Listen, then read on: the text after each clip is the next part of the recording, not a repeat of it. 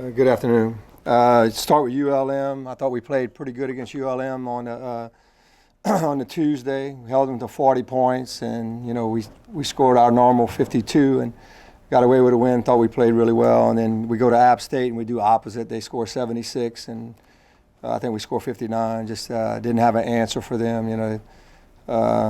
They were very difficult to guard that night, and I think we played as well. But these games coming up are big. I think we're in second place with one game ahead of Little Rock, and so we'll play Arkansas State, which is leading the conference. Very, very good offensive and defensive team that Paul will cause some problems, but we're ready to go. And competition is what our kids really love, so we're looking forward to that. And then on Saturday, we'll play Little Rock. For the Little Rock game, it'll be the pink game for us.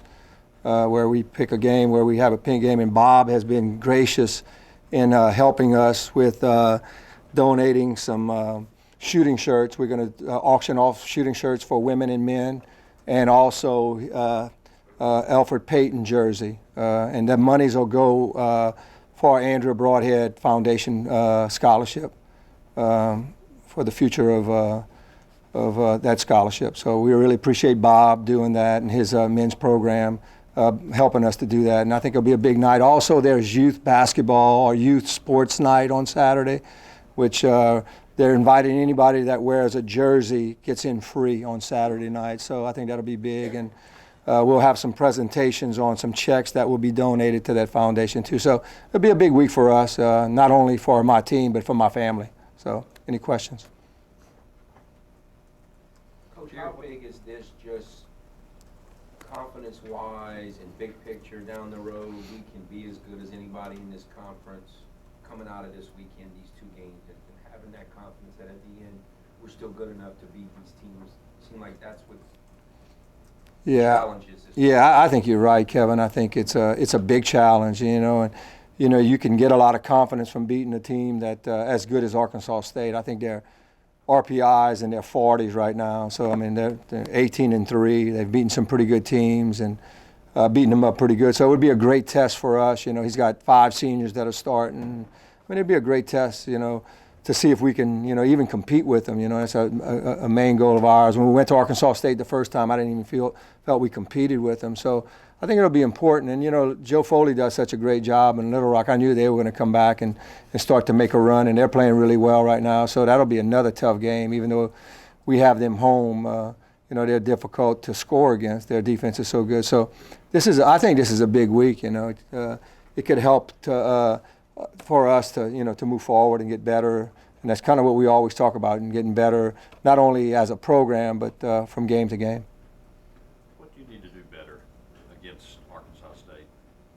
I think we got to defend better in the transition game. We struggled at App State guarding their transition game. They were getting scores off of transition and all that, and we tried working on it. The last couple of days, and I think that's going to be big for us because they're so good at it. And I think we got to do some things offensively. I think we got to kind of get into our offensive game, get the game playing a little bit faster. But and defend them. You got to defend all 5 of their players, and they all can score and stuff. So I think our defense is going to have to step up. Does your team at all look at the fact that these are 2 really hot teams coming in? I think Arkansas State's won 12 games in a row. Little Rock's won 5 games in a row.